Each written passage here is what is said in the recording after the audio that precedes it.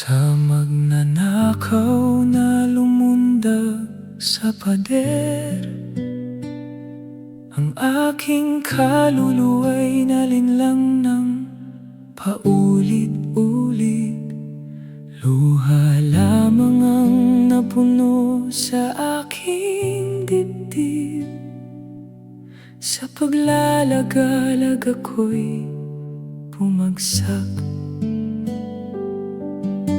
Hindi ko na kayang mag-isa. Nais ko nang isuko ang buhay. Isang mahinahong tinig ang aking narinig. Minamahal kong anak, lumapit ka sa akin.